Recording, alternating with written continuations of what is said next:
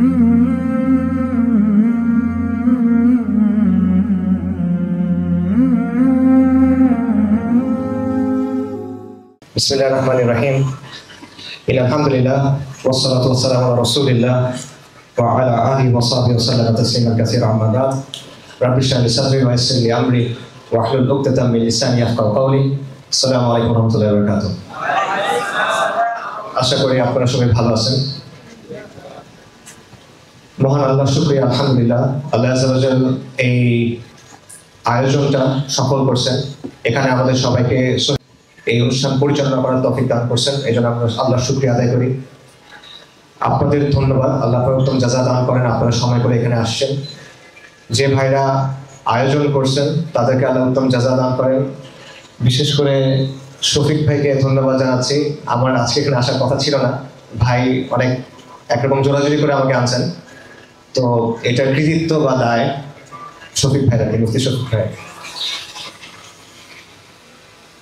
আজকে আমি আপনাদের সামনে নতুন করে আলোচনা করব না, আমি এমন একটা বিষয় নিয়ে আলোচনা করবো যেটা পুরনো, ইনফ্যাক্ট অনেক পুরনো, সবচেয়ে পুরনো কথা বলা যায়।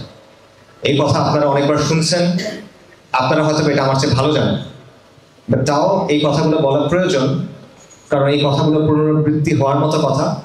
আল্লাহ আযজা ওয়া জাল চান যে আমরা কথাগুলো বারবার বলি, এবং পাশাপাশি আরো একটা কারণ আছে।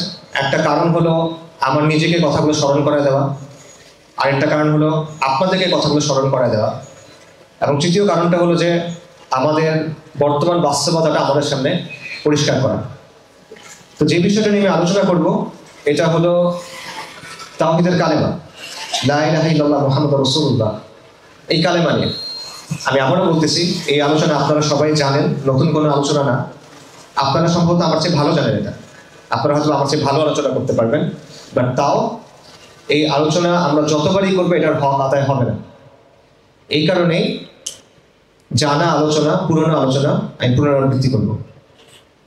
আলোচনাটা আমরা কয়েকটা ভাগে ভাগ করি। প্রথমে আমরা দেখি যে তাওহীদের যে কালেমা লা ইলাহা ইল্লাল্লাহ, এটার গুরুত্ব কেমন। কয়েকটা হাদিস থেকে যদি আমরা দেখি, মুসনাদে আহমদের হাদিস আছে, আপনারা জানেন যে হাদিসের বক্তব্যটা অনেকটা এরকম যে রাসূলুল্লাহ সাল্লাল্লাহু আলাইহি ওয়াসাল্লাম বলতেছেন, আমি কিয়ামতের পূর্বে প্রেরিত হয়েছি তরবারি সহ, যাতে এক আল্লাহর ইবাদত করা হয় শরীক ছাড়া। আমার রিজিক আমার বর্ষার ছায়াতলে, যারা আমার আদেশের বিরোধিতা করবে তাদের জন্য অপমান এবং লাঞ্ছনা। অর্থাৎ নবী সাল্লাল্লাহু আলাইহি ওয়াসাল্লাম বলতেছেন যে তাকে পাঠানো হয়েছে কিয়ামতের আগে একটা কাজ দিয়ে, সেই কাজটা হলো এক আল্লাহর ইবাদত যেন হয় কোনো শিরক ছাড়া। এটা প্রতিষ্ঠা করার জন্য তাকে পাঠানো হয়েছে। খাতামুন নবীয়্যিন সাল্লাল্লাহু আলাইহি ওয়াসাল্লাম, তাকে পাঠানো হয়েছে লা ইলাহা ইল্লাল্লাহ প্রতিষ্ঠা করার জন্য, এবং এটার জন্য তাকে পাঠানো হয়েছে কি দিয়ে? তরবারি দিয়ে ওনাকে পাঠানো হয়েছে। তার মানে লা ইলাহা ইল্লাল্লাহ এমন একটা জিনিস যেটা প্রতিষ্ঠা করার জন্য যিনি সমগ্র সৃষ্টির মধ্যে সবচেয়ে শ্রেষ্ঠ দায়ী, তাকেও তরবারি সহ পাঠানো হয়েছে, কারণ জিনিসটা সহজ না। এটা হলো একটা হাদিস, যেটা গুরুত্ব আমরা বুঝতে পারি। আরেকটা হাদিস হলো, এটাও মুসনাদ আহমদে আসছে, নূহ আলাইহিস সালাম যখন মৃত্যু শয্যায়, তখন তিনি তার সন্তানদের ডেকে, পুত্রদের ডেকে নসিহা করতেছেন। এটা হাদিসে আমাদের জানানো হয়েছে। তিনি কি বলছেন? একজন মানুষ যখন মৃত্যু শয্যায় থাকে তখন উনি কি কথা বলেন? সবচেয়ে গুরুত্বপূর্ণ যে কথা, সে কথা বলেন, তাই না? তার সন্তানদের ডেকে দুনিয়াতে সবচেয়ে গুরুত্বপূর্ণ যে কথা, সেটাই উনি এখন বলবেন, সময় নাই। এবং এটা যে কোনো ব্যক্তি না, উলুল আযম, সবচেয়ে বড় যে রাসূল তাদের মধ্যে একজন নূহ আলাইহিস সালাম। তিনি তার ছেলেদেরকে বলতেছেন, আমি তোমাদের দুটো জিনিসের ব্যাপারে নিষেধ করতেছি আর দুটো জিনিসের ব্যাপারে নির্দেশ দিচ্ছি। নিষেধ করছেন কোন দুটো বিষয়ের ব্যাপারে? হাদিস আমাদের বলতেছে শিরক এবং অহংকার। এই দুটো বিষয় থেকে তিনি নিষেধ করছেন মৃত্যু শয্যায়। আর নির্দেশ দিচ্ছেন কিসের? তিনি বলছেন, আমি তোমাদের নির্দেশ দিচ্ছি, তোমরা বলো লা ইলাহা ইল্লাল্লাহ।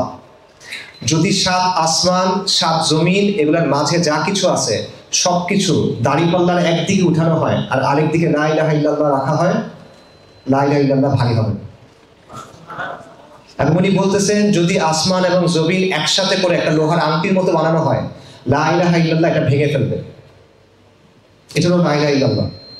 এবং তারপর তিনি নির্দেশ দিচ্ছেন যে তোমরা বলবা সুবহানাল্লাহি ওয়া বিহামদিহি, কারণ এটা হলো সমস্ত মখলুকের তাসবিহ, এভাবেই মাখলুক আল্লাহর কাছে দোয়া করে এবং তাদের রিজিক দেওয়া হয়। এটা হলো লা ইলাহা ইল্লাল্লাহর গুরুত্ব। আরেকটা হাদিস শোনেন, এটা হলো সুনান তিরমিজিতে আছে, এটাও মুসনাদ আহমদে আছে। সেটা হলো রাসূলুল্লাহ সাল্লাল্লাহু আলাইহি ওয়াসাল্লাম বলতেছেন, আমরা জানাচ্ছেন যে কিয়ামতের দিন একজন ব্যক্তিকে আনা হবে এবং আলাদাভাবে তাকে সৃষ্টি জগতের সামনে উপস্থাপন করা হবে, এবং তিনি এই উম্মতের একজন লোক, মানে উম্মত মুহাম্মাদের একজন লোক, এবং তার সামনে 99টা আমলনামা রাখা হবে। প্রত্যেকটা আমলনামা কত বড়, যতদূর দৃষ্টি যায় তত বড়, দিগন্ত বিস্তৃত, প্রতিটার মধ্যে গুনাহ লেখা। তার 99টা আমলনামা যতদূর দৃষ্টি যায় এত বড়, প্রত্যেকটার মধ্যে গুনাহ লেখা। তাকে আল্লাহ আযজা ওয়া জাল জিজ্ঞেস করবেন যে এখানে কি তুমি কি এর কোনো কিছু অস্বীকার করো? লেখক ফেরেশতা যারা আছে তারা কি কোনো ভুল করছে কিনা, তোমার কোনো অভিযোগ আছে কিনা? সে বলবে না আমার রব, এখানে আমার কোনো অস্বীকার করার কিছু না, এগুলো বাস্তব। তখন আল্লাহ আযজা ওয়া জাল বলবেন আজকে তোমার প্রতি কোনো জুলুম করা হবে না, তোমার একটা হাসানা, তোমার একটা ভালো আমল আমার কাছে আছে। এবং তখন একটা কাগজ আনা হবে, ছোট্ট একটা কাগজ, কার্ডের মতো, এবং সেই কাগজের মধ্যে লেখা আশহাদু আল্লা ইলাহা ইল্লাল্লাহ ওয়া আশহাদু আন্না মুহাম্মাদান আবদুহু ওয়া রাসূলুহু, এতটুকু লেখা। তখন আল্লাহ তাকে বলবেন তুমি দাঁড়িপাল্লার সামনে যাও, মিজানের সামনে যাও। তখন এই ব্যক্তি বলবে যে এত গুনাহ এর সামনে এই এতটুকু কাগজ, এটার কি ওজন, এটার কি গুরুত্ব? আল্লাহ আযজা ওয়া জাল বলবেন আজকে তোমার প্রতি কোনো জুলুম করা হবে না। এবং যখন বিচার করা হবে 99টা আমলনামা যেটা দিগন্ত বিস্তৃত প্রত্যেকটা, সেইটা একদিকে, আরেকদিকে লা ইলাহা ইল্লাল্লাহ মুহাম্মাদুর রাসূলুল্লাহ, লা ইলাহা ইল্লাল্লাহ মুহাম্মাদুর রাসূলুল্লাহ ভারী হবে। এটা হলো লা ইলাহা ইল্লাল্লাহ মুহাম্মাদুর রাসূলুল্লাহর গুরুত্ব। উসমান রাদিয়াল্লাহু আনহু থেকে হাদিস আছে, বিখ্যাত হাদিস। সেটা হলো রাসূলুল্লাহ সাল্লাল্লাহু আলাইহি ওয়াসাল্লাম বলছেন, যেই ব্যক্তি এই কথা জেনে মারা যাবে যে লা ইলাহা ইল্লাল্লাহ মুহাম্মাদুর রাসূলুল্লাহ বা লা ইলাহা ইল্লাল্লাহ, সে জান্নাতে যাবে। আরেকটা বিখ্যাত হাদিস আছে, আপনারা সবাই জানেন যে সর্বোত্তম জিকির কোনটা? লা ইলাহা ইল্লাল্লাহ। আল্লাহ আযজা ওয়া জাল কোরআনে বলছেন ইউসাব্বিতুল লাযীনা আমানু বিকাউলিস সাবিতি ফিল হায়াতিদ দুনিয়া ওয়া ফিল আখিরাহ, যে আল্লাহ মুমিনদেরকে দুনিয়া এবং আখিরাতে সুপ্রতিষ্ঠিত রাখবেন, কাউলুস সাবিত দিয়ে, শাশ্বত বাণী দিয়ে, সুপ্রতিষ্ঠিত বাণী দিয়ে। এটা কি কাউলুস সাবিত? কি ইমাম আল বাগাবী এই আয়াতের তাফসীরে বলছেন কাউলুস সাবিত হলো লা ইলাহা ইল্লাল্লাহ।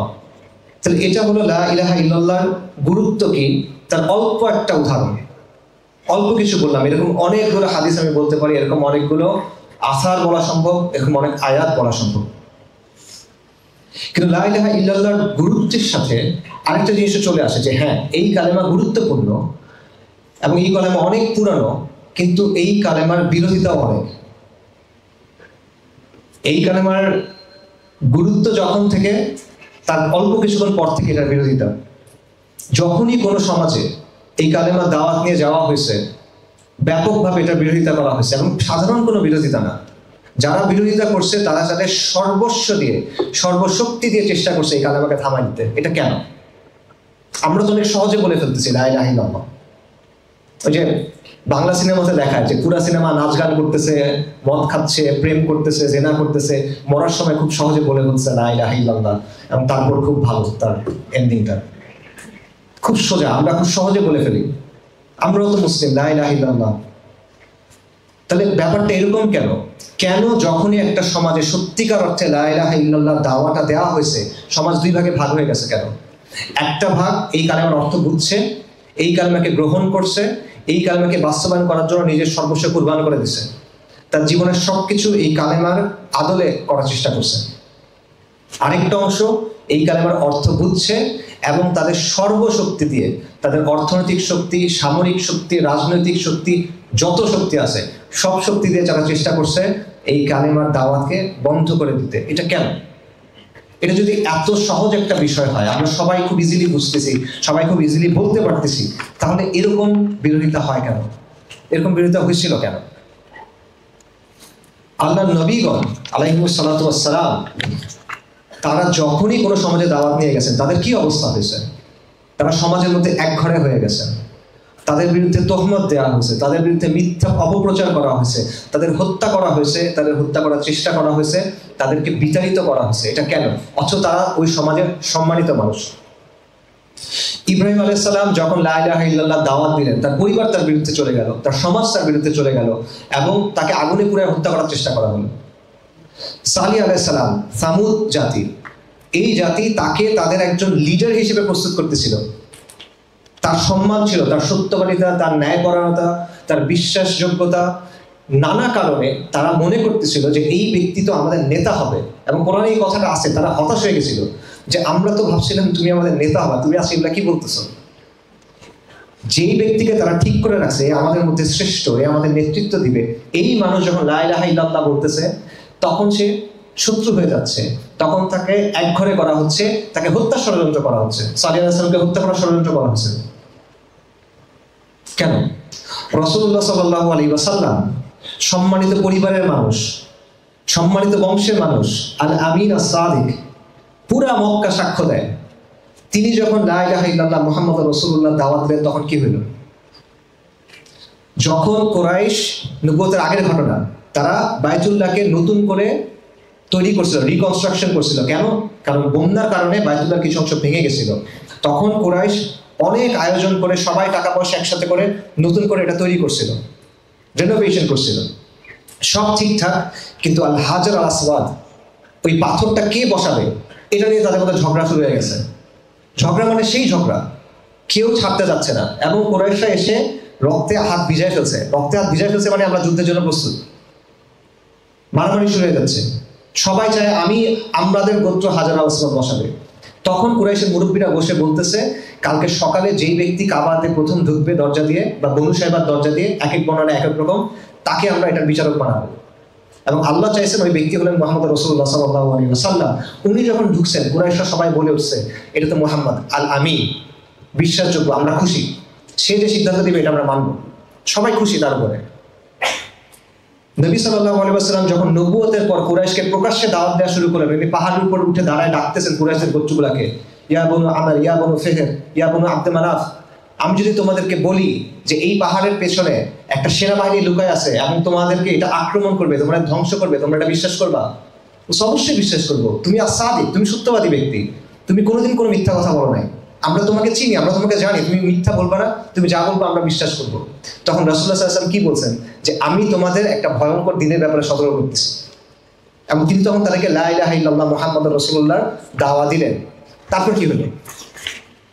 যাকে তারা সাক্ষ্য দিচ্ছে যে আল আমিন আস-সাদিক, বিশ্বাসযোগ্য ব্যক্তি, সত্যবাদী ব্যক্তি, সম্মানিত ব্যক্তি, সম্ভ্রান্ত বংশের ব্যক্তি, ইসমাইল আলাইহিস সালামের বংশধর, তাকে তারা মিথ্যাবাদী বলল, তাকে তারা জাদুকর বলল, তাকে তারা কবি বলল, তাকে তারা পাগল বলল, তাকে তারা হত্যা করার চেষ্টা করলো, তাকে তারা বিতাড়িত করলো।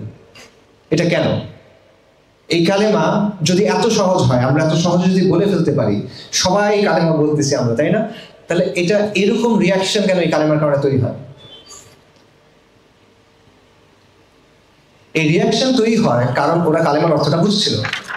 ওরা বুঝছিল যে এই কালেমা এমন কিছু একটা বলতেছে যেটা তাদের পুরো যে স্ট্যাটাস কোটা আছে, মানে তাদের যে ব্যবস্থাটা আছে, এই পুরো ব্যবস্থাটাকে চ্যালেঞ্জ করতেছে।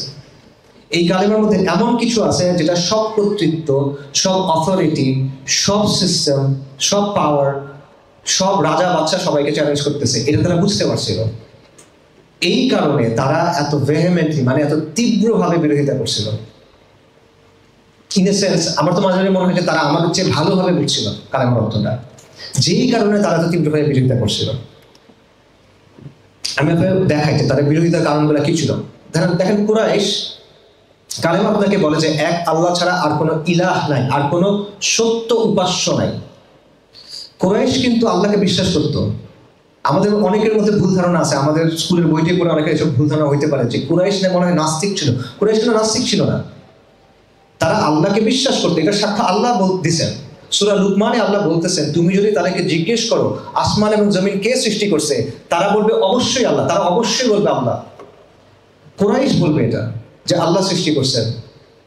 সূরা লুকমানে আছে, সূরা মুমিনুনে আছে যে এই যে পৃথিবী এবং এর ভিতরে যা কিছু আছে এগুলো কার, তুমি তাদের জিজ্ঞেস করো, তারা বলবে কে, কার? আল্লাহ। অর্থাৎ আল্লাহ যে রব, আল্লাহ যে মালিক, আল্লাহ যে খালেক, আল্লাহ যে সৃষ্টিকর্তা, আল্লাহ যে মালিক, এই কথাটা ওরা সাক্ষ্য দিত। এটা আল্লাহ আযজা ওয়া জাল্লা আপনাকে বলছেন, ভুল হওয়ার তো কোনো সম্ভাবনা নাই। তাহলে কোন জায়গায় গিয়ে সমস্যা হলো? সমস্যা হলো এই জায়গায় যে আল্লাহ বলেন, লা ইলাহা ইল্লাল্লাহ বলে যে ইবাদত শুধুমাত্র আল্লাহর হবে, ইলাহ একমাত্র আল্লাহ। কুরাইশ আল্লাহকে মানতো, আল্লাহ সৃষ্টি করছেন, হ্যাঁ, আল্লাহ রিজিক দেন, হ্যাঁ, কিন্তু আমি অন্যদের ইবাদত করব।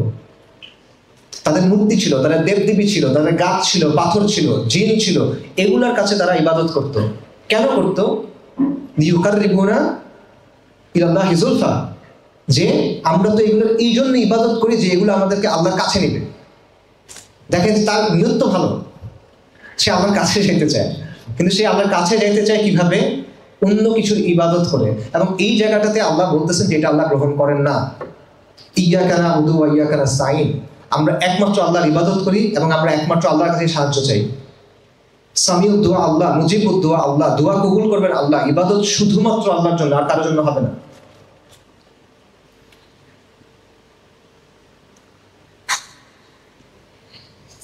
এবং অনেকগুলো আয়াতে এই জিনিসটা আছে যে ইবাদত শুধুমাত্র আল্লাহর হবে। ওয়া ক্বাদা রাব্বুকা আল্লা তা'বুদু ইল্লা ইয়্যা, আল্লাহ আদেশ করছে যে শুধুমাত্র আল্লাহর জন্য ইবাদত হবে। তো এই বিষয়টা মক্কার কুরাইশরা মানতে পারে নাই। তাদেরকে যখন বলা হইতো যে তোমরা লা ইলাহা ইল্লাল্লাহর দিকে আসো, তখন তারা কি বলতো? তখন তারা অহংকার করত এবং তারা বলতো যে আমরা কি আমাদের যে অনেক ইলাহ আছে সেগুলোকে ভুলে যাব? লিশাইরিন মাজনুন, এই যে উন্মাদ কবি, তার যে কথা, নাউজুবিল্লাহ, রাসূলুল্লাহ সাল্লাল্লাহু আলাইহি ওয়াসাল্লাম ব্যাপারে বলছে যে এই উন্মাদ কবির যে কথা, এই কথার জন্য আমরা আমাদের আলিহাদের ছেড়ে দিব? এটা হয় নাকি? তারা অহংকার করে বলতো। সো এটা হলো প্রথম বিষয় যে কারণে তারা এটাকে মানতে পারে না। সো এই জায়গাটা বোঝা জরুরি যে লা ইলাহা ইল্লাল্লাহ, লা ইলাহা ইল্লাল্লাহ মানে হলো যে ইবাদত শুধুমাত্র আল্লাহর জন্য হবে, দোয়া শুধুমাত্র আল্লাহর জন্য হবে, আল্লাহ ছাড়া আর কোনো ইলাহ নাই। আল্লাহর নৈকট্য অর্জনের জন্য আপনার আল কারোর কাছে যাওয়ার দরকার নাই। আল্লাহ মুজিবুদ দুআ, আল্লাহ সামিউদ দুআ, আল্লাহর কাছেই আপনি চাইবেন, আল্লাহ আপনাকে দিবেন। এই একটা জিনিস কুরাইশ তখন মানতে পারে না। এটা হলো একটা বিষয়। দ্বিতীয় বিষয়টা দেখেন, যে এটা আমার কথা না, সিরাত ইবনে হিশামে আলোচনা আছে, ইবনে কাসির আলোচনা করছেন।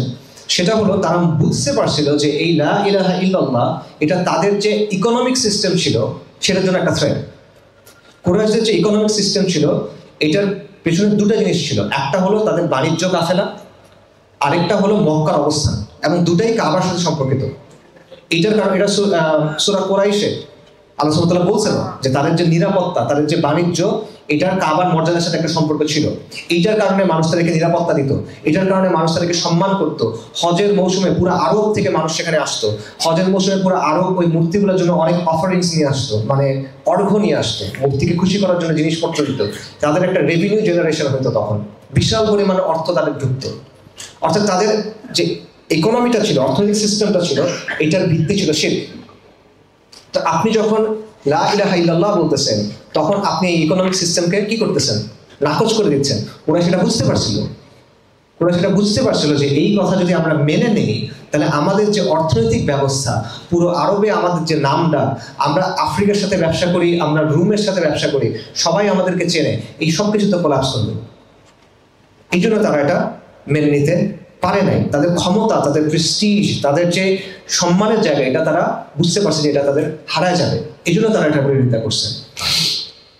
তাদের যে সামাজিক ব্যবস্থা ছিল, তাদের মধ্যে ব্যাপক গোত্রীয় সম্মান, বংশমর্যাদা, এই ধরনের চরমপন্থা ছিল।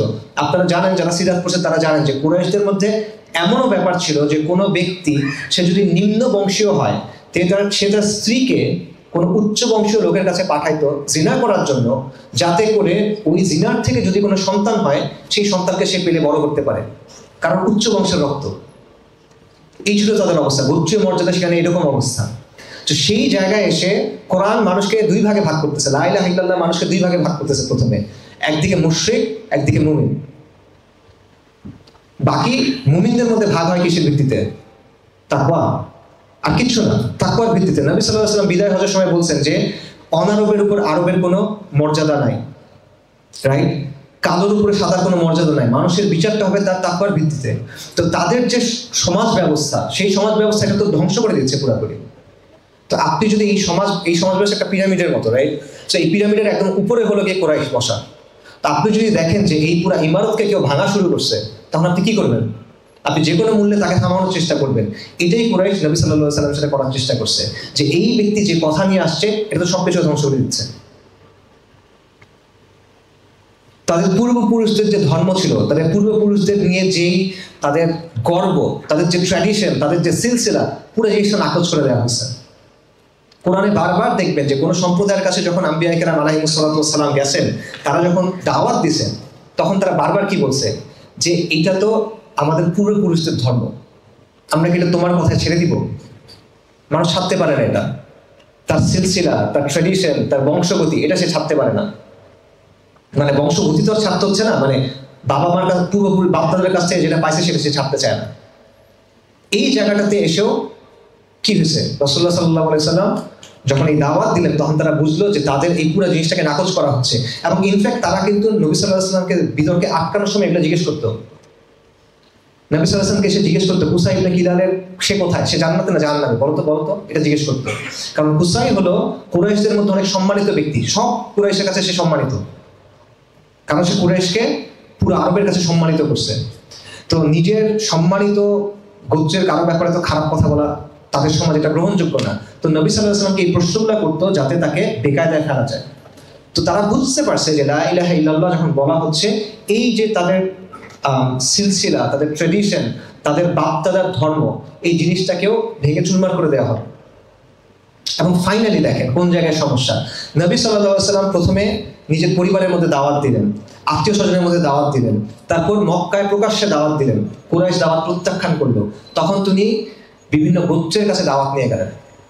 হজের মৌসুমে অনেক গোত্রগুলো আসতো, তিনি তাদের কাছে দাওয়াত নিয়ে গেলেন। তিনি দাওয়াত নিয়ে গেলেন রবিয়া গোত্রের একটা সাব ট্রাইবের কাছে, এবং তিনি তাদেরকে লা ইলাহা ইল্লাল্লাহ মুহাম্মাদুর রাসূলুল্লাহ দাওয়াতটা দিলেন। তখন সেই গোত্রের প্রধান কি বললেন?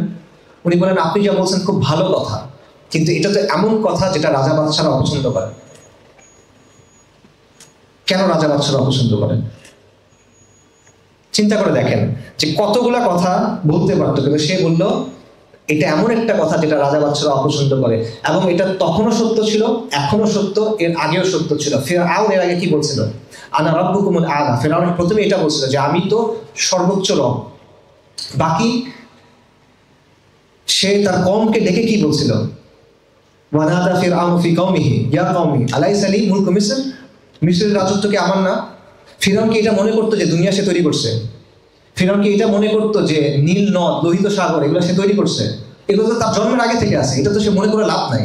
তাহলে সে নিজেকে কোন অর্থে রব বলতেছে? সে বলতেছে এই মিশরের রাজত্ব কি আমার না? এই মিশরের তলদেশ দিয়ে যে নদী প্রবাহিত হচ্ছে, এটা কি আমরা না? তোমরা কি দেখতেছো না?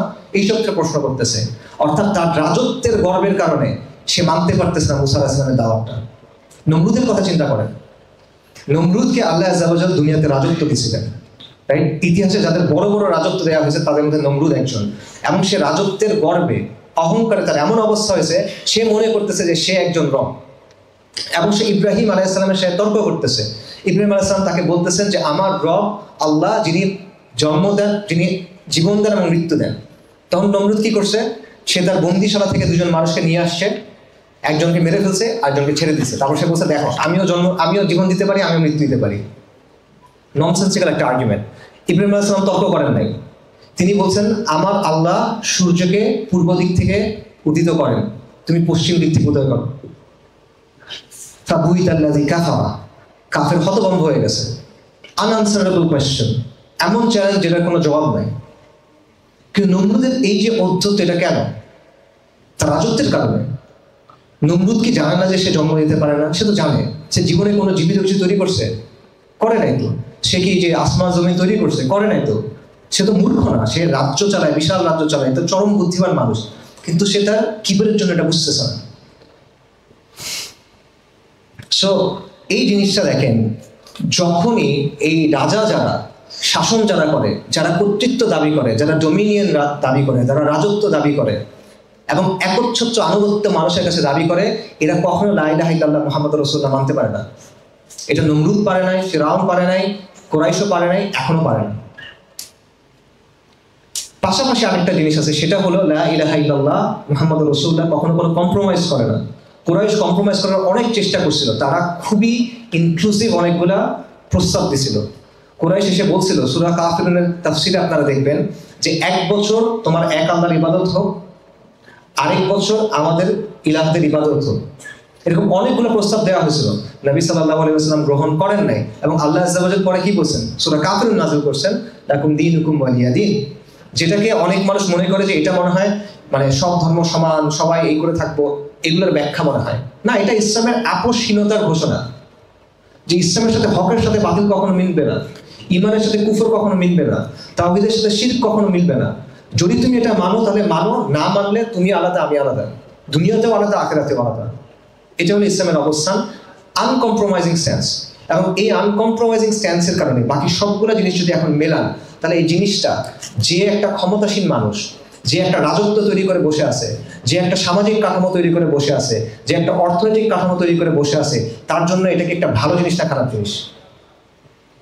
যদি সে তার মালিককে মেনে নেয় তাহলে ভালো জিনিস, কিন্তু এরা মালিককে মানতে চায় না, কারণ এরা নিজেরা মালিক হইতে চায়, তারা নিজেরা সার্বভৌম হইতে চায়, তারা নিজেরা চূড়ান্ত কর্তৃপক্ষ হইতে চায়। এই জন্য রাজা বাদশারা এটা পছন্দ করে না।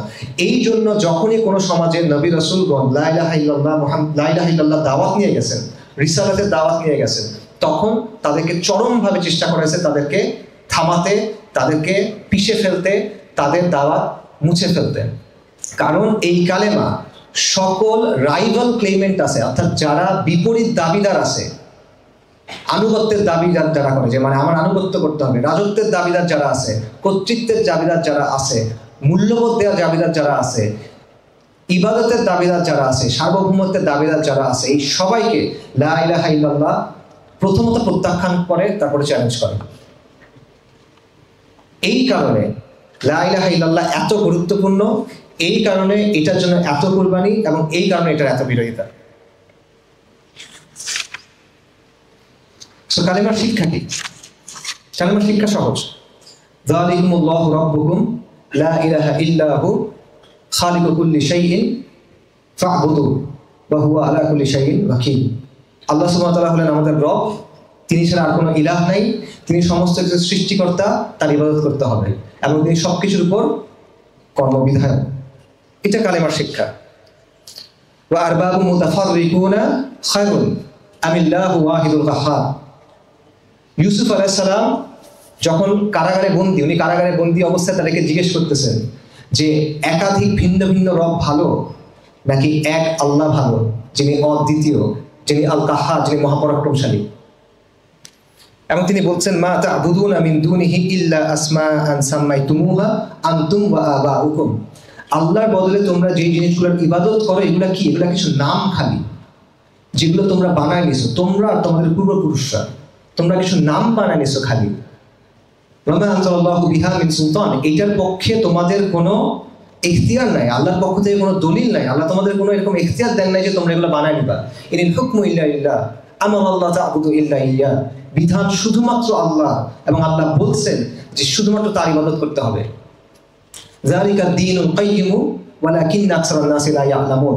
এটা হলো সঠিক দিন, কিন্তু অধিকাংশ মানুষ এটা জানে না। কালেমার অর্থ স্পষ্ট।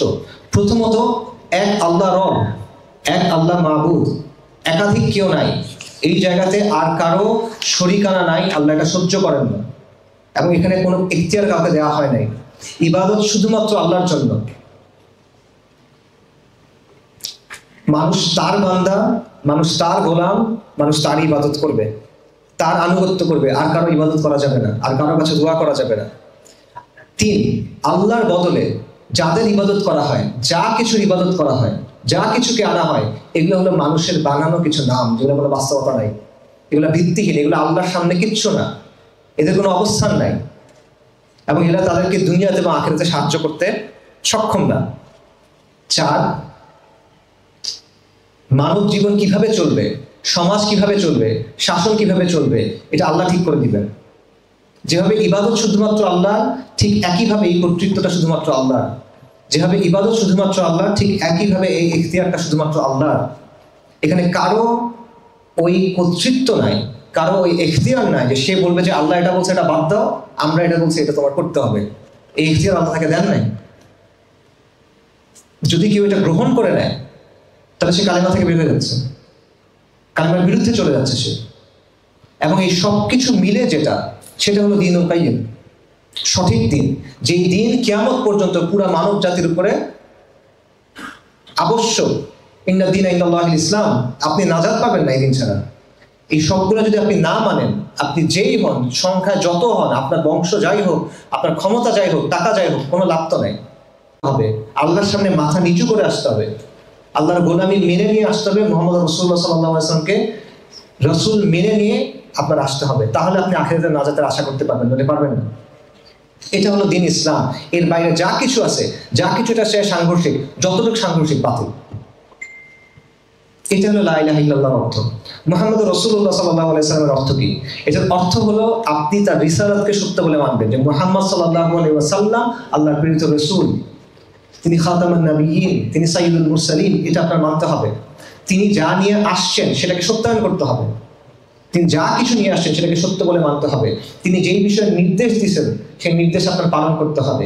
তিনি যেটা থেকে মানা করছেন সেটা থেকে আপনার দূরে থাকতে হবে। এবং ইবাদত রাসূলুল্লাহ সাল্লাল্লাহু আলাইহি ওয়াসাল্লাম যেভাবে বলছেন সেভাবে করতে হবে। আপনি নিজের মতো করে ইবাদত করতে পারবেন না।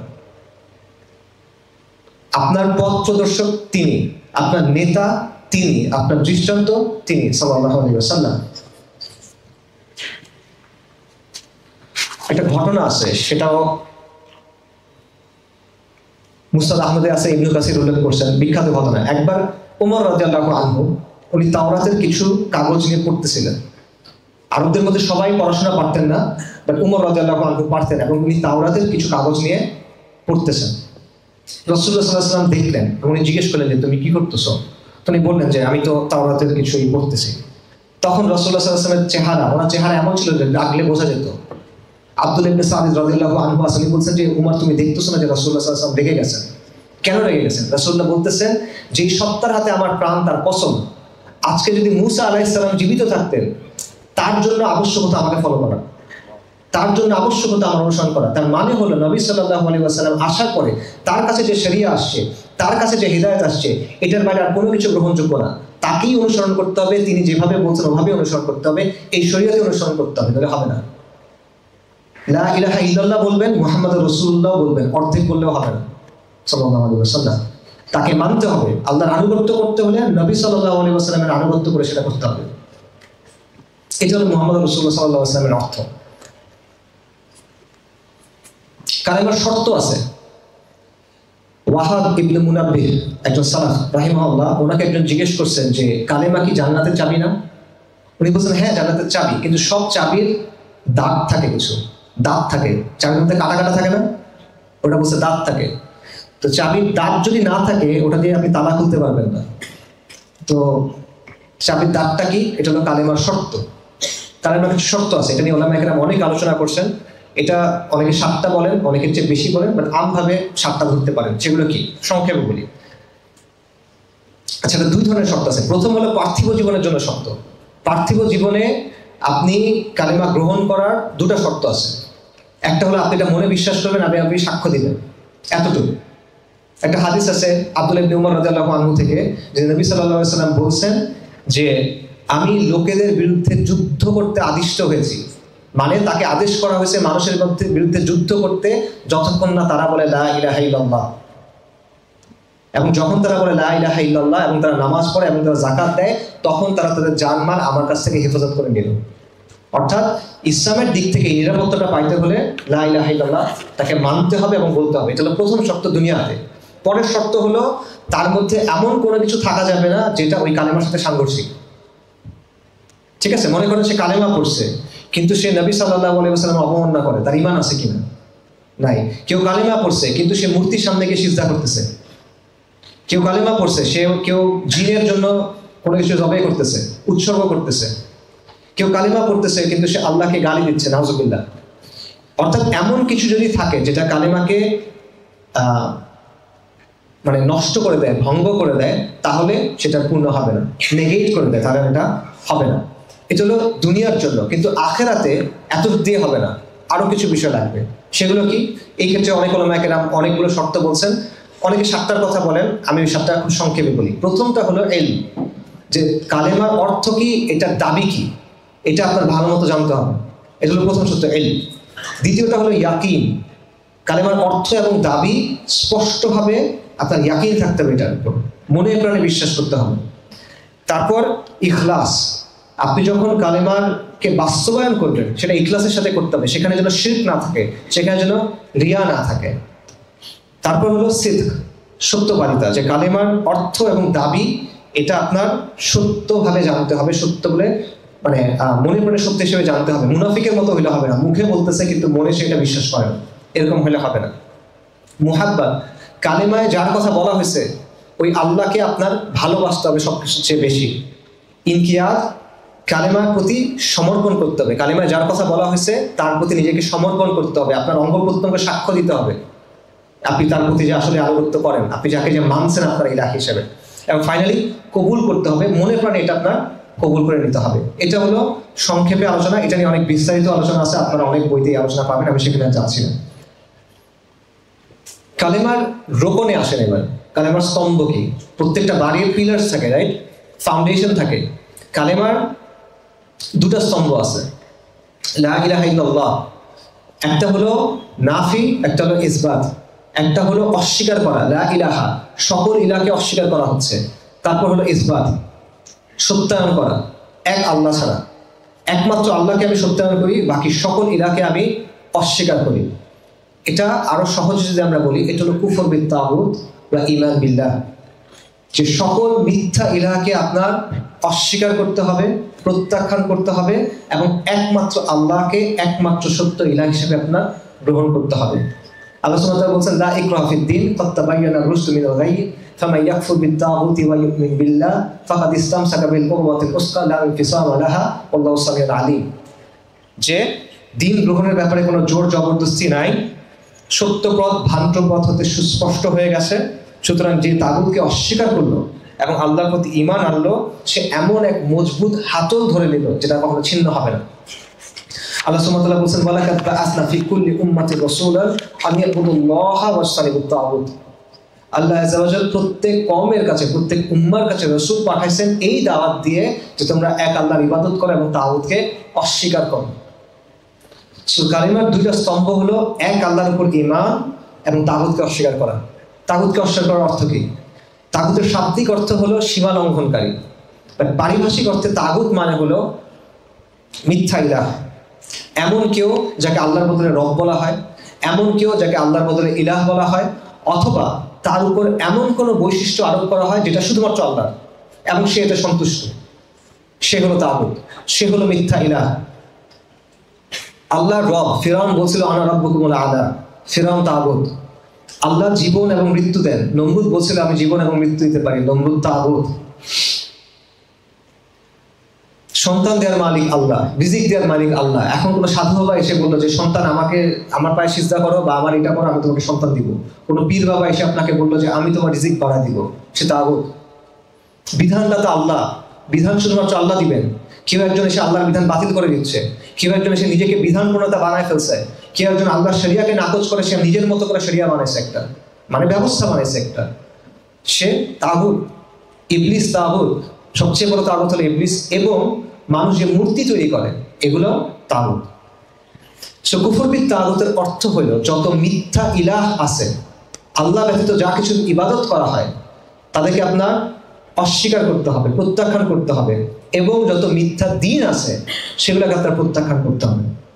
এখন আমাদের পেছন দিকে তাকায় মনে হয় যে জাহিলিয়াতের সময় এটা সহজ ছিল, কারণ জাহিলিয়াতের সময় ওদের যে তাগুতগুলো ছিল, মিথ্যা ইলাহ ছিল, এগুলো চোখে দেখা যেত সহজ। তাদের মূর্তি ছিল, মূর্তিগুলা মাটি দিয়ে তৈরি, পাথর দিয়ে তৈরি, গাছপালা দিয়ে তৈরি, রং দিয়ে তৈরি, কাঠ দিয়ে তৈরি বা ধাতু দিয়ে তৈরি, সহজে দেখা যায়। আজকেও পৃথিবীতে অনেকে মূর্তির ইবাদত করে, কিন্তু আজকে আরো অনেক কিছু ইবাদত হয় যেগুলোকে আল্লাহর জায়গায় বসানো হয়, কিন্তু সেগুলোকে আপনি চোখে দেখতে পারেন না। এই তাগুতগুলা হলো বাদ, মতবাদ, তন্ত্র মন্ত্র এগুলো দিয়ে তৈরি করা। আজকের পৃথিবীতে মানুষ কিছু মতবাদ বানায় নিছে, আজকের পৃথিবীতে মানুষ কিছু দর্শন বানায় নিছে যেটা ইসলামকে চ্যালেঞ্জ করে। যেই বিষয়টা আল্লাহ তার জন্য রেখে দিয়েছেন সেইখানে গিয়ে সে টানাটানি করতে চায়। সেকুলারিজম, লিবারালিজম, কমিউনিজম, এই জিনিসপত্রগুলো, ন্যাশনালিজম, এই জিনিসপত্রগুলো কি করে? সার্বভৌমত্বের জায়গাতে, কর্তৃত্বের জায়গাতে, শাসনের জায়গাতে মূল্যবোধের জায়গাতে সে আল্লাহর কর্তৃত্বকে অস্বীকার করতে চায়। আর আপনি বলবেন না, এরা তো কখনো নিজেদেরকে ধর্ম দাবি করে না, এরা তো কখনো বলে না যে আপনি এর ইবাদত করেন। হ্যাঁ, তারা বলে না, কিন্তু তারা কি করে দেখেন, তারা আল্লাহর যে কর্তৃত্ব সেটাকে অস্বীকার করে, তারা আল্লাহর যে সার্বভৌমত্ব সেটাকে অস্বীকার করে, নাকি করে না? অবশ্যই তারা এটা করে। তারা আল্লাহর বিধানকে অগ্রাহ্য করে এবং তারা নিজেদের বিধান তৈরি করে। সমাজ এবং শাসনের ক্ষেত্রে তারা আল্লাহকে সরায় রাখতে চায়। সমাজ এবং শাসনের ক্ষেত্রে তারা নবীর যে মেসেজ সেটাকে সরায় রাখতে চায়। তারা আসমানি কিতাবের যে দিক নির্দেশনা সেটাকে সরায় রাখতে চায়। এবং তারা বলতে চায় যে এখানে আল্লাহ কি বলছেন এটা আমরা শুনবো না, এখানে নবী কি বলছেন সাল্লাল্লাহু আলাইহি ওয়াসাল্লাম এটা আমরা শুনবো না, কোরআনে কি আছে এটা আমরা দেখবো না, এখানে আমরা যেটা বলছি সেটা চলবে। তো যেই জিনিসটা আল্লাহ তার নিজের জন্য নির্ধারণ করে রাখছেন, যেই জিনিসটা আল্লাহ বলে দিয়েছেন তুমি এইভাবে করো, আপনি সেখানে এসে বলতেছেন এইভাবে তো করবোই না, এই কথা আমরা দেখবো না। এটা কি? এটা মিথ্যা দিন না? তারা নিজেদেরকে নিয়ে আসছে যে আমরা বলতেছি সবার উপর আল্লাহ, আল্লাহু আকবার, আর তারা এসে বলছে না, সবার উপরে মানুষ, সবার উপরে সংবিধান, সবার উপরে জনগণ, সবার উপরে রাষ্ট্র, সবার উপরে জাতিসংঘ, কিছু না কিছু সবার উপরে, কিন্তু আল্লাহ না। সেই জায়গায় সে চ্যালেঞ্জ করতেছে। এটা বলার কোনো সুযোগ নাই যে এখানে চ্যালেঞ্জ হইতেছে না, অবশ্যই চ্যালেঞ্জ হচ্ছে।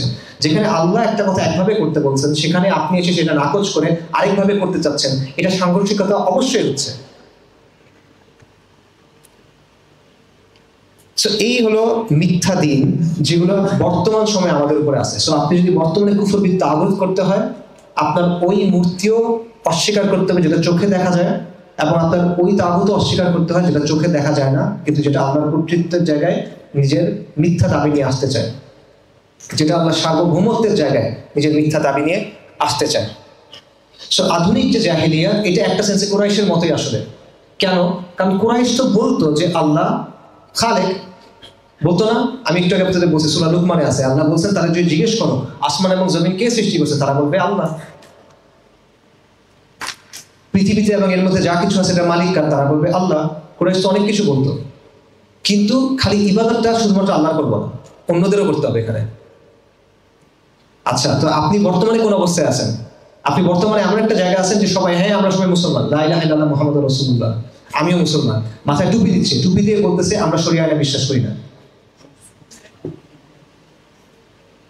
হ্যাঁ, আল্লাহ তৈরি করছেন, আল্লাহ মালিক, কিন্তু শুধু আল্লাহর ইবাদত করলে হবে না। আমি কিছু কথা বলবো, আমারও কিছু বলার আছে, এগুলো শুনতে হবে।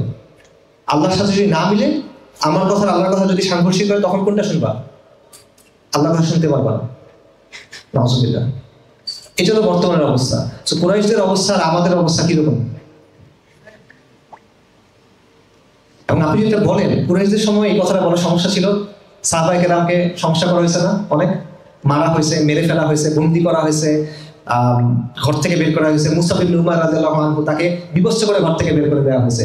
উসমান রাদিয়াল্লাহু আনহু এত সম্ভ্রান্ত পরিবারের মানুষ, তাকে কার্পেটে পেঁচায় পিটানো হয়েছে তাকে, রাইট? উমর রাদিয়াল্লাহু আনহু কুরাইশদের সকল আলোচনায় যে ব্যক্তিকে লাগে, সেই ব্যক্তির সাথে বাইতুল্লাহর সামনে সকাল থেকে সূর্য মাথার উপর উঠে গেছে এই সময় পর্যন্ত মারামারি করতেছে তারা। এই হলো অবস্থা। আবু যার গিফারি রাদিয়াল্লাহু আনহু, গিফার গোত্র, সবাই ভয় পায়, সেই ব্যক্তিকে ধরে পিটাইতেছে তারা উপরে। কেন? এই তো লা ইলাহা ইল্লাল্লাহর জন্য। সেই একই অবস্থা এখানে।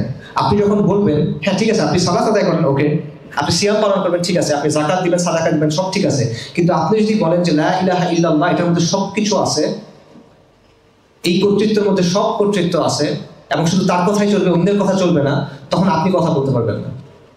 তখন আপনাকে অনেক কথা বলা হবে, আপনাকে অনেকভাবে হয়রানি করা হবে, আপনাকে অনেকভাবে ক্ষতি করার চেষ্টা করা হবে, এবং এটা স্বাভাবিক।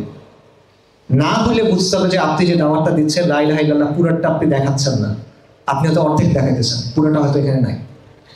কারণ এটা দুনিয়ার সুন্নাহ, এটা হয়ে আসছে। শুআইব আলাইহিস সালাম মাদিয়ানবাসীকে বলছিল যে তোমরা, তখন তারা ঈমান আনে নাই, তাদেরকে তিনি বলছেন আল্লাহর ইবাদত করো, তারপর তিনি বলছেন যে তোমরা ওজনে কম দিও না। তারা ওজনে অনেক কম দিত, মানুষকে ঠকাইতো। শুআইব আলাইহিস সালাম বলছেন যে তোমরা ওজনে কম দিও না, মানুষকে ঠকায় না, এটা ভালো কাজ না। তখন তারা বলতেছে ইয়া শুআইব, তোমার সালাত কি তোমাকে এই শিক্ষা দেয় যে আমরা আমাদের সম্পদ নিয়ে কি করব সেখানে এসে তুমি বাগড়া দিবা? এ কেমন কথা? মানে তুমি সালাত করো, সমস্যা নেই, কিন্তু আমরা আমাদের ব্যবসা বাণিজ্য কেমনে করবো, ধন সম্পদ কিভাবে করবো, এখানে এসে তুমি কেন কথা বলবা? এটা নিয়ে তাদের আপত্তি। শোয়েব আলাইহিস সালামের কম ব্যবসা বাণিজ্যের ক্ষেত্রে আল্লাহর যে কর্তৃত্ব এটা অস্বীকার করছে। আপনি বর্তমানে এমন এক বিশ্বে আছেন, আপনি বর্তমানে এমন এক বিশ্ব ব্যবস্থায় আছেন, এমন এক সমাজে আছেন, এমন এক রাষ্ট্রে আছেন, এমন এক সময়ে আছেন যেখানে প্রতিটা ক্ষেত্রে আল্লাহ যে কর্তৃত্ব সেটাকে অস্বীকার করা হয়। মানে আল্লাহ শুধুমাত্র তার কথা আসমানের উপরে আর জমিনের নিচে, কবরের পরে, এর মধ্যে মানে আল্লাহর কথার আর কোনো গুরুত্ব নাই। নাউজুবিল্লাহ। এটা হলো যে এই অবস্থা, এই অবস্থায় আপনি এখন আছেন। আজকের দিনে আপনার যদি কুফর বিল তাগুত করতে হয় এবং ঈমান বিল্লাহ করতে হয়, যা কিছু ওই সময় প্রযোজ্য তা তো অবশ্যই অ্যাডিশনালি এই যে তাগুত যারা আছে, এই যে মিথ্যা ইলাহ যেগুলো আছে, এই যে মিথ্যা দিন যেগুলো আছে, এগুলো আপনার অস্বীকার করতে হবে। এবং ঈমান বিল্লাহর মানে হলো পুরা দিনটা সামগ্রিকভাবে যেভাবে নবী সাল্লাল্লাহু আলাইহি ওয়াসাল্লাম কায়েম করে গেছেন, যেভাবে সাহাবায়ে কেরাম সেটা চালায় নিয়ে গেছেন, যেভাবে সালাফুস সালেহ সেটা ব্যাখ্যা করছেন, যেভাবে আইম্মায়ে কেরাম আমাদের কাছে এটা পৌঁছায় দিয়েছেন, সেইভাবে ওই পূর্ণাঙ্গ অর্থে আপনার দিনকে গ্রহণ করতে হবে। এটা হলো ঈমান বিল্লাহ। এবং আমাদের চিন্তা করা এখন দরকার, সব কথা বলা শেষ আমার, এখন খালি আপনার জন্য প্রশ্ন কিছু। আমাদের চিন্তা করা দরকার যে আমরা বর্তমানে কোন সমাজে আছি এবং কালেমা এখন আমার কাছ থেকে কি চায়। সূরা তাওবাতে একটা আয়াত আছে, ইত্তাখাযু আহবারাহুম ওয়া রুহবানাহুম আরবাবাম মিন দুনিল্লাহ, যে ইহুদি এবং খ্রিস্টানদের ব্যাপারে বলা হচ্ছে যে তারা তাদের আলেম এবং সন্ন্যাসীদের আল্লাহর বদলে রব হিসেবে গ্রহণ করছিল। এটা একটা ঘটনা আছে। এই আয়াতের ব্যাখ্যা নবী সাল্লাল্লাহু আলাইহি ওয়াসাল্লাম নিজে আমাদেরকে দিয়েছেন। আদি ইবনে হাতিম তাই আরবদের মধ্যে বিখ্যাত দানবীর ব্যক্তি ছিল হাতেম তাই। আপনারা অনেক ছোটকালে যাদের বয়স আছে তারা দেখছেন দাস্তানে হাতেম তাই এক টিভি শো ছিল, ওই হাতেম তাই। হাতেম তাইয়ের যে ছেলে তার নাম আদি রাদিয়াল্লাহু আনহু, ইনিশিয়ালি তিনি খ্রিস্টান ছিলেন। তিনি যখন রাসূলুল্লাহ সাল্লাল্লাহু আলাইহি ওয়াসাল্লামের কাছে আসছেন ইসলাম গ্রহণ করতে, তখন তার কাছে একটা ক্রুশ ছিল, ক্রস। নবী সাল্লাল্লাহু আলাইহি ওয়াসাল্লাম তাকে দেখে বলছেন যে তোমার গলায় যে মূর্তিটা আছে এটা খুলে ফেলো, এটা ছুঁড়ে ফেলো। এবং তারপর তিনি আয়াতটা পড়ছেন, ইত্তাখাযু আহবারাহুম ওয়া রুহবানাহুম আরবাবাম মিন দুনিল্লাহ, তারা তাদের আলেম এবং সন্ন্যাসীদের আল্লাহর বদলে রব হিসেবে গ্রহণ করছিল। আদি ইবনে হাতিম তাই রাদিয়াল্লাহু আনহু তখন বলতেছেন, ইয়া রাসূলুল্লাহ, আমরা তো তাদের ইবাদত করি, তারা তো আমাদের উপাস্য ছিল না। তখন রাসূলুল্লাহ বলতেছেন, ভালো প্রশ্ন, যৌক্তিক প্রশ্ন, রাইট? রাসূলুল্লাহ বলতেছেন, মানে এই আয়াতে রব হিসেবে গ্রহণ করার কথা বলা হচ্ছে। উনি বলছেন যে আমরা তো তাদের জন্য কখনো ইবাদত করি নাই, তাদের জন্য রোজা রাখি নাই, তাদের জন্য সাজদা করি নাই, কিছুই করি নাই, কেন এটা রব কেন? তখন রাসূলুল্লাহ বলতেছেন, তারা কি হালালকে হারাম করে নাই এবং হারামকে হালাল করে নাই এবং তোমরা সেটা মেনে নাও নাই? বলছে হ্যাঁ মেনে নিচ্ছি। বলছে এইটা হলো ইবাদত। রাসূলুল্লাহ সাল্লাল্লাহু আলাইহি ওয়াসাল্লাম বলছেন এই আয়াতের ব্যাখ্যায়, তিরমিজিতে আছে এই হাদিসটা, হাসান হাদিস। তো আপনি এখন চিন্তা করেন যে আল্লাহর দেয়া বিধানকে, ওই যে তাদের আলেম এবং সন্ন্যাসীরা হালালকে হারাম, হারামকে হালাল করছে, সেটা মেনে নেওয়া, এটার জন্য যদি ওই আয়াত প্রযোজ্য হয়, আপনার বর্তমান বাস্তবতা কি বলেন? আল্লাহ যা বৈধ করছে তার মধ্যে কতটুকু আপনার সামনে বৈধ আছে, আল্লাহ যা অবৈধ করছেন তার মধ্যে কতটুকু আপনার সামনে অবৈধ আছে, এটা বলেন। যে কালেমার কথা আপনি বলতেছেন, যে কালেমার আশা নিয়ে তো আমরা বসে আছি, তাই না? আমরা সবাই তো ওই আশা নিয়ে বসে আছি যে ওই যে হাদিসটা আমি বললাম, যে যে মারা যাওয়ার সময় জানবে, মনে প্রাণে বিশ্বাস করবে যে লা ইলাহা ইল্লাল্লাহ, সে জান্নাতে যাবে, নাকি? এরকম আরো হাদিস আছে, আবু যর রাদিয়াল্লাহু আনহু থেকে হাদিস আছে যে যে ব্যক্তি লা ইলাহা ইল্লাল্লাহ বলবে সে একসময় জান্নাতে যাবেই, যদিও সে জিনা করে, যদিও সে চুরি করে, নাকি? এগুলো নিয়ে তো আমরা বসে থাকি, গুনাহগার মানুষ এগুলো নিয়ে আশা নিয়ে বসে থাকে যে লা ইলাহা ইল্লাল্লাহ আছে, এটা দিয়ে আমি একসময় জান্নাতে যাবো ইনশাআল্লাহ, পাইছি একটা টিকেট, নাকি? এখন আপনি আমাকে বলেন যে লা ইলাহা ইল্লাল্লাহ আপনার সমাজে কতটুকু আছে বলেন? আদি ইবনে হাতিম তাই রাসূলুল্লাহ সাল্লাল্লাহু আলাইহি ওয়াসাল্লাম যা বলছেন রাদিয়াল্লাহু আনহু, সেই জায়গা থেকে আপনি বলেন যে আমরা কাদেরকে রব হিসেবে গ্রহণ করছি। নবী সাল্লাল্লাহু আলাইহি ওয়াসাল্লামের ইন্তিকালের পরের ঘটনা, আরবের বিশাল সংখ্যক গোত্র তারা মুরতাদ হয়ে গেল। এটা কাদের ফতোয়া?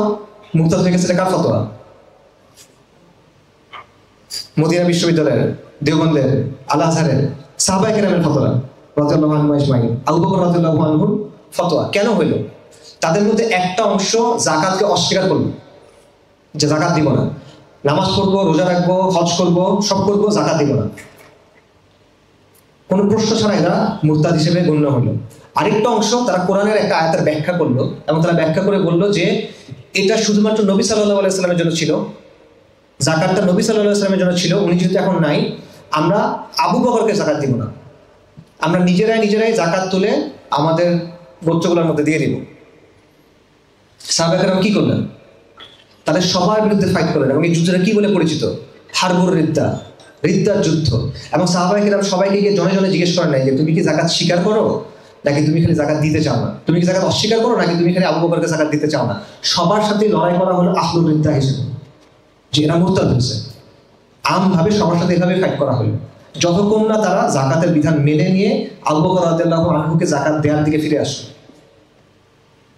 একটা বিধান শুধু, ইসলামের একটা বিধান শুধু, এটা যাকাতের বিধান। আবার আমি বলি, আজকে আপনি যে সমাজে আছেন, আজকে আপনি যে বিশ্ব ব্যবস্থায় আছেন, সেই বিশ্ব ব্যবস্থায় ইসলামের কোন জিনিসটা এখন এখানে আছে? কোনো একটা বিষয় নাই, শুধুমাত্র অল্প কিছু জিনিস আপনাকে দেওয়া হয়েছে যে এইগুলো তুমি করতে পারবা। সালাত, সাওম, যাকাত, রাইট, মসজিদ, মাদ্রাসা, এরকম কিছু জিনিস। সেখানেও আবার আপনাকে কিছু জিনিস বলে দিয়েছে, মসজিদ কমিটি কিছু জিনিস বলবো, এটা আপনার করতে হবে। মাদ্রাসার মধ্যে অমুক তমুকের ছবি রাখতে হবে, মাদ্রাসার মধ্যে অমুক দিবসে এই কাজটা করতে হবে, অমুক পতাকা ঝুলাইতে হবে, অমুকের ছবি দিতে হবে, করতে হবে না? এবং এটা বাড়তে থাকবে আপনার। এই অবস্থায় আপনি আছেন। আপনি চিন্তা করে দেখেন, আগের যে জাহিলিয়াত আর আজকের যে জাহিলিয়াত, কোনটা কোন অবস্থায় আছে, আপনি কোন অবস্থায় আছেন। আমরা সবাই কালেমা তাইয়্যিবা করি, আমরা সবাই এই কালেমার আশা নিয়ে বসে আছি, আমরা সবাই আল্লাহর রাহমাত আশা নিয়ে বসে আছি, নাজাতের জন্য বসে আছি। কিন্তু এই কালেমার অর্থ কি, এই কালেমার দাবি কি, এই কালেমার শর্ত কি, এটা স্তম্ভ কি, সেটা নিয়ে আমাদের চিন্তা করতে হবে। আমি আবারও বললাম, এই কথাগুলো আপনারা সবার পরিচিত, নতুন কোনো কথা আমি বলি নাই, এখানে আমার নিজের থেকেও কিছু বলা নাই। এগুলো শত শত না হাজার হাজার কিতাবাদি আছে, সকল মাসলাকের, সকল ঘরানার, যেখানে এই কথাগুলো আপনি পান, এই কিতাবাদি আছে। নতুন কোনো কথা এখানে কিচ্ছুই নেই। কিন্তু এই কথাগুলো আমাদের মনে করায় দেওয়া দরকার। এই কথাগুলো আমার নিজেকে মনে করায় দেওয়া দরকার ছিল, আপনাদের মনে করায় দেওয়া দরকার ছিল, এবং এই যে সমাজের যে অবস্থাটা, এটার বাস্তবতাটা কি, এটা আপনাদেরকে বলে দেওয়া দরকার ছিল। এটা ছিল আমার দায়িত্ব। কারণ আপনার দায়িত্ব কি? আপনার দায়িত্ব হলো প্রথমত এইটা চিন্তা করা যে কালেমার যে দাবি, কালেমার যে শর্ত, কালেমার যে অর্থ, এটা আপনি বুঝছেন কিনা, আপনি এটার উপরে আসেন কিনা, এটা নিজেকে প্রথমে চেক করা লাগে। তারপর আপনার দেখতে হবে আপনার যে কর্মজীবন, আপনার যে জীবন, সেখানে এমন কিছু আছে কিনা যেটা এই কালেমার সাথে সাংঘর্ষিক। সাংঘর্ষিক হলে ওটা আপনার বাদ দিতে হবে, অপশন নাই তো কোনো। তারপর আপনার দেখতে হবে আপনার পরিবারের ক্ষেত্রে কি অবস্থা, সেখানে এমন কোনো কিছু আছে কিনা যেটা কালেমার সাথে সাংঘর্ষিক। যদি থাকে সেটা আপনার সংশোধন করতে হবে, আপনার সাধ্য মতো। আপনার সাধ্য না থাকতে পারে, আপনারা অনেকে স্টুডেন্ট, আপনার অনেকে বয়স অনেক কম, আপনারা পারবেন না, কিন্তু আপনার দেখতে হবে, এই জিনিসটা করতে হবে। এবং ফাইনালি আপনার দেখতে হবে, আপনার আরো দুটো কাজ করতে হবে। এক, আপনার দেখতে হবে আপনার যে সমাজ, আপনার যে কম, আপনি যে জায়গাটাতে আছেন, সেখানে কালেমার কি অবস্থা। কালেমা কি এখানে প্রতিষ্ঠিত অবস্থায় আছে নাকি এখানে অন্য কিছু প্রতিষ্ঠিত অবস্থায় আছে? যদি অন্য কিছু প্রতিষ্ঠিত অবস্থায় থাকে, যেটাই বাস্তবতা, তখন আপনার দুটা কাজ আছে। আপনার প্রথম কাজ হলো কালেমার সঠিক, মানে কালেমার দাবি যেটা, সেটা স্পষ্টভাবে মানুষকে বলা। আপনি যাকে বলতে পারেন, আমি আপনাদের সামনে বলতে পারছি যে আমি আপনাদেরকে বললাম। আপনি হয়তো এখানে দাঁড়ায় বলতে পারবেন না, কিন্তু আপনি আপনার পাশের জনকে বলতে পারবেন, আপনি তাকে বলবেন।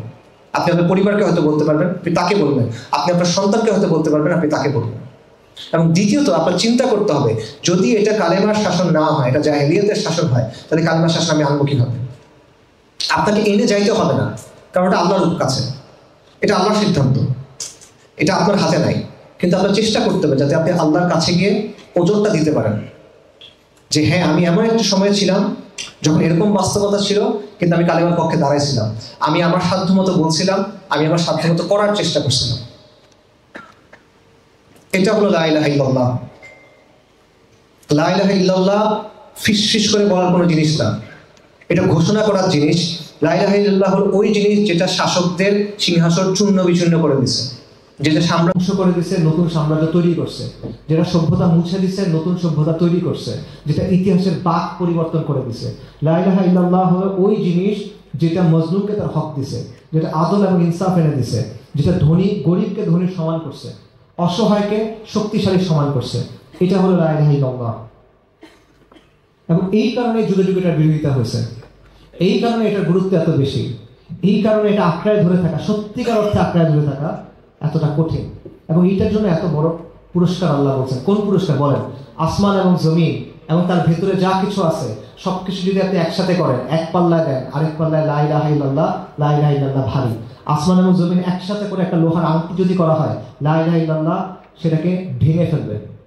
99টা আমল নামা দিগন্ত বিস্তৃত, এক পাল্লায়, আরেক পাল্লায় শুধুমাত্র আশহাদু আল্লা ইলাহা ইল্লাল্লাহ ওয়া আশহাদু আন্না মুহাম্মাদুর রাসূলুল্লাহ, এটা ভারী হবে। এই জন্য এত পুরস্কার এটার জন্য। এই বিষয়টা বোঝা, আর কারো কর্তৃত্ব নাই, আর কারো রাজত্ব নাই, আর কারো সার্বভৌমত্ব নাই, আর কারো মুলকিয়াত নাই, আর কারো কথা চলে না, আর কারো কথা মানার কিছু নেই। একমাত্র কর্তৃপক্ষ, একমাত্র সার্বভৌম সত্তা, একমাত্র মালিক, একমাত্র ইলাহ আল্লাহ আযজা ওয়া জাল, লা ইলাহা ইল্লাল্লাহ। এটাই হলো আপনার নাজাতের বাণী। এটা দিয়ে আপনি নাজাত পাবেন আখিরাতে। এটা আপনার নাজাতের বাণী, এটা দুনিয়াতে আপনার আজাদের বাণী, এবং এটা দুনিয়াতে এই জাহেলিয়াতকে উৎখাত করে সেখানে দ্বীনকে কায়েম করার যে বিপ্লব, সেটার বাণী। এবং এটাই আমার পক্ষ থেকে দাওয়া সবসময়ের জন্য। আসসালামু আলাইকুম ওয়া রাহমাতুল্লাহি ওয়া বারাকাতুহু।